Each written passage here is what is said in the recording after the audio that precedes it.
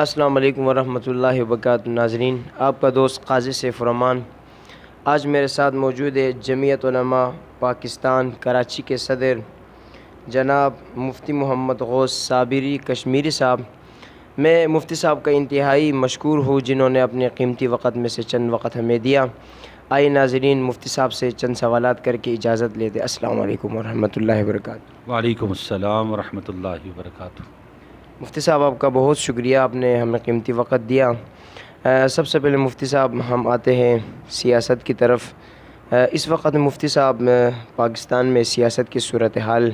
کیا ہے اور آپ حضرات جمعیت علماء پاکستان کس طرح اپنی کردار ادا کر رہے ہیں، ذرا واضح فرما دیں۔ بسم اللہ الرحمن الرحیم۔ سب سے پہلے تو الرحمن نیوز چینل کے حوالے سے تمام آپ کی جتنی بھی انتظامیہ اور آپ کے تمام ساتھی اور دوست احباب جو میں تو اس کو یوں کہوں گا کہ اس کو ایک مشن کے طور پر لے کر چل رہے ہیں، اللہ تعالیٰ اس میں کامیابی بھی عطا فرمائے، کامرانی بھی عطا فرمائے۔ سوال کے حوالے سے جو آپ نے پوچھا ہے، موجودہ صورتحال میں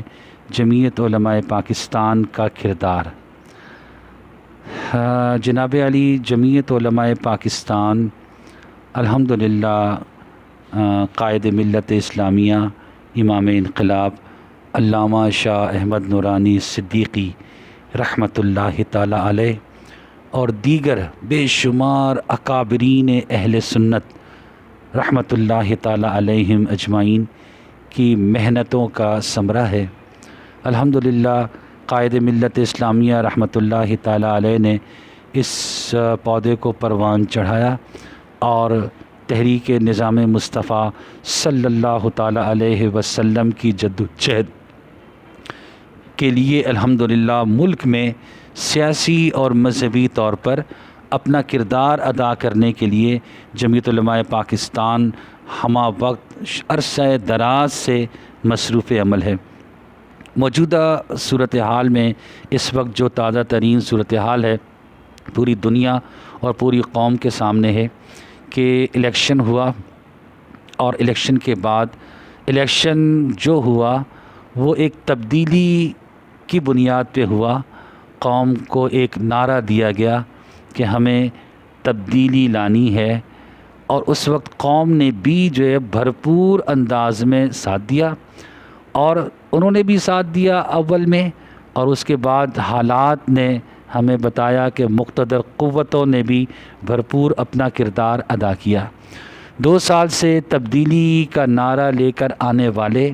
جنہوں نے 2 سال تک اس ملک میں حکمرانی کی، تو اس کا نتیجہ یہ سامنے آیا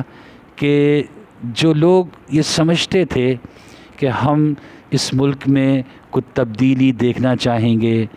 ہم اس ملک میں اس کرپٹ نظام کو ختم ہوتا ہوا دیکھنا چاہیں گے، اور اسی کی بنیاد پہ انہوں نے عمران خان سے ایک امید لگائی تھی، لیکن ہم یہ محسوس کرتے ہیں کہ ان 2 سالوں میں وہ امید عوام کی ٹوٹ چکی ہے۔ وہ نعرہ جو تبدیلی کا لایا تھا، اگر میں یہ کہوں کہ قوم آج اس سے بھی بدتر حالت میں ہے تو بے جا نہیں ہوگا۔ یعنی اس وقت پاکستان کا کوئی ایک شعبہ بھی اگر ہم اٹھا کے دیکھیں تو ہر شعبے میں ہمیں سوائے تباہی بربادی کے ہمیں کچھ بھی حاصل نہیں ہوگا۔ الحمدللہ جمعیت علماء پاکستان ہمیشہ سے اپنے قیام سے لے کر آج تک ہمیشہ سے جمہوری قوتوں کے ساتھ رہی ہے، اور جمہوری انداز میں اپنا کردار ادا کرنے کے لیے جب بھی موقع آیا، الحمدللہ جمعیت علماء پاکستان ہمیشہ اس میں سر فہرست رہی اور اپنا بھرپور کردار ادا کرتی رہی۔ پوری قوم جانتی ہے کہ مولانا شاہ احمد نورانی رحمۃ اللہ تعالی علیہ کی شخصیت کسی تعارف کی محتاج نہیں ہے، اور الحمدللہ ہر موقع پر جب بھی کوئی موقع آیا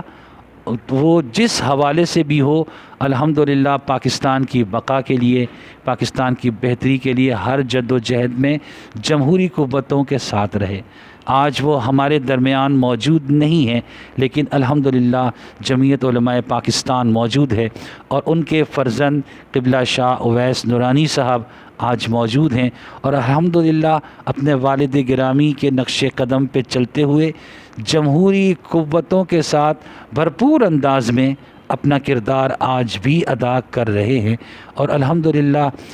پوری اس وقت قوم جو ہے، تمام جتنی بھی پاکستان کی سیاسی جماعتیں ہیں، میں کسی کو نہیں کہتا کہ کوئی چھوٹی ہے کوئی بڑی ہے، ساری جماعتیں اپنے اپنے مقام پہ اپنا اپنا کردار ادا کر رہی ہیں، اور ان تمام جماعتوں نے مشترکہ طور پر قوم کو اس عذاب سے، ہم تو اس کو عذاب ہی سمجھتے ہیں، اس لیے کہ جہاں انسان ایک عام شہری کو کھانا نہ ملے، رہائش نہ ملے، اسے بجلی نہ ملے، اسے پانی نہ ملے، اسے دیگر ضروریات زندگی کی کوئی سہولتیں اسے حاصل نہ ہوں، تو ظاہر ہے پھر یہ اس کو اللہ کا قہر ہی کہہ سکتے ہیں۔ نہیں، آخر مفتی صاحب اس عذاب کو آپ پہ مسلط کیوں کیا گیا ہے، اور اس کو کرنے والے ہاں کون اس ہیں؟ کو اور جہاں تک ہم سنتے آتے ہیں کہ وزیر اعظم جو منتخب ہوتا ہے وہ ووٹ سے ہوتا ہے، آپ کو کیا لگتا ہے کیا یہ وزیر اعظم ووٹ سے منتخب نہیں ہوا؟ اگر آپ کہتے ووٹ سے منتخب نہیں ہوا تو آخر کس طرح اس کو منتخب اس طرح کیا گیا ہے کہ بغیر ووٹ کے وزیر اعظم آپ کے سامنے آ کے آپ پہ مسلط ہوا؟ جناب اب تو یہ اس سوال کا جواب دینے کے لیے کسی کو کوئی بہت زیادہ محنت کرنے کی یا کوشش کرنے کی ضرورت نہیں ہے، اس لیے کہ ہر شخص یہ سمجھتا ہے کہ یہ جو اس وقت حکمران ہمارے ملک پر مسلط ہیں،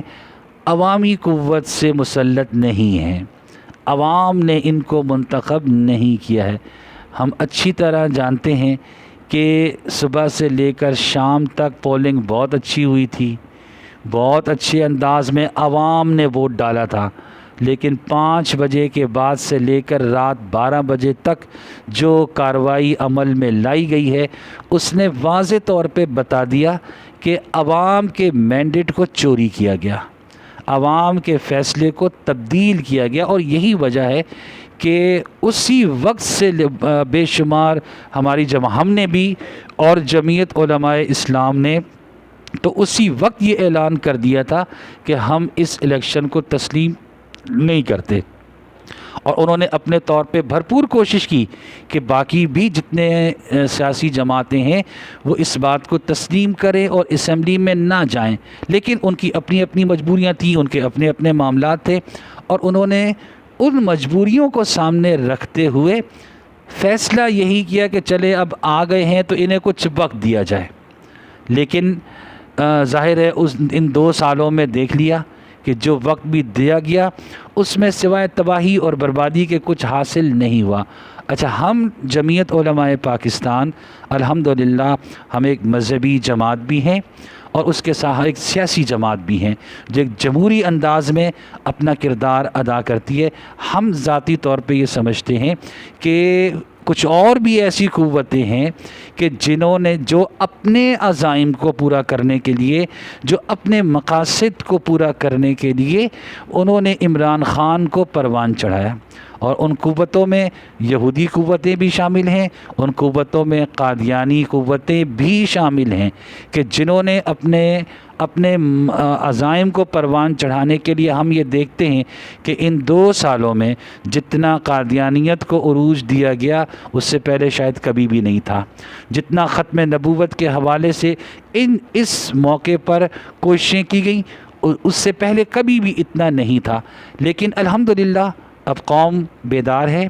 اور تمام سیاسی جماعتوں نے اب جو فیصلہ کیا ہے، اور قوم کو بیدار کرنے کے لیے تو ہم یہ محسوس کر رہے ہیں، ہم یہ دیکھ رہے ہیں کہ عوام اس میں بھرپور انداز میں اپنا کردار ادا کر رہے ہیں۔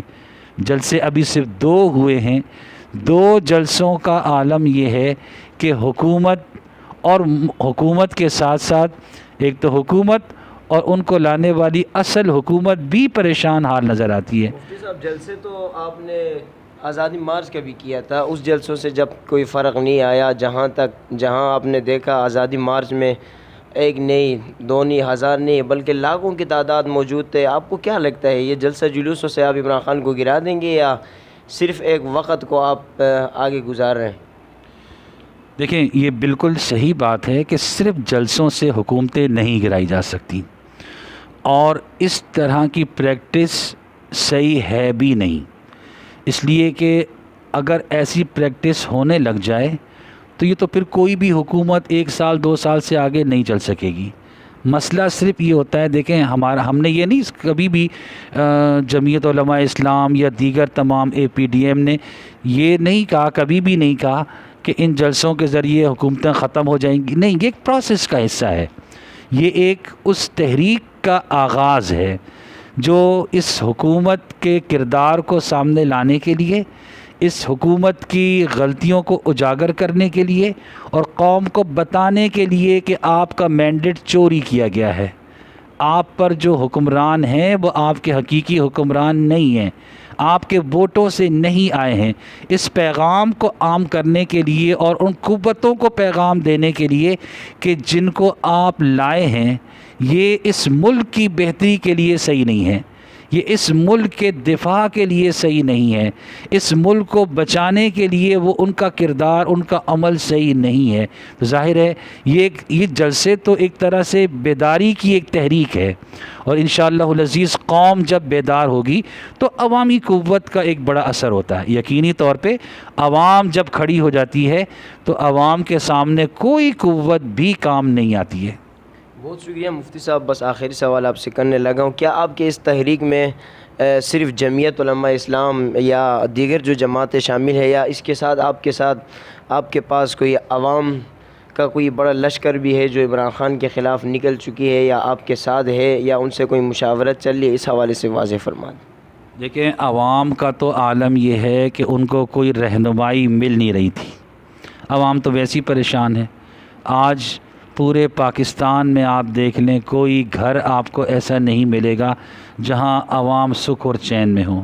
عوام بجلی سے پریشان ہے، عوام حالات سے پریشان ہے، عوام مہنگائی سے پریشان ہے، ان کے پاس کھانے کے لیے نہیں. عوام تو میں سمجھتا ہوں ہم سے پہلے تیار ہے.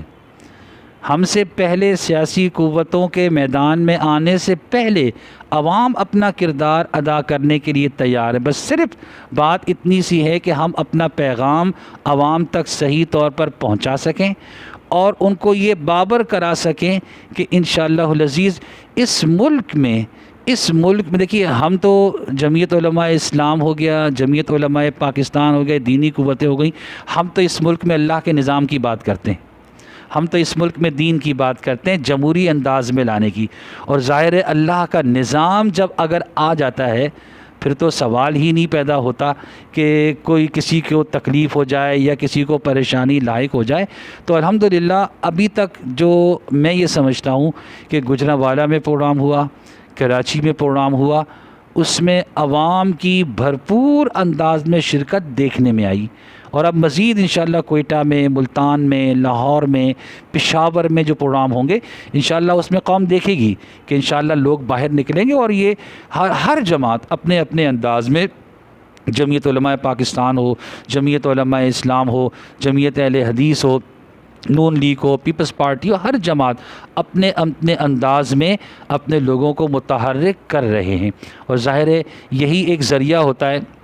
لوگوں کو متحرک کرنے کا، اور انشاءاللہ العزیز اس کے نتائج جنوری تک قوم کے سامنے نظر آئیں گے انشاءاللہ.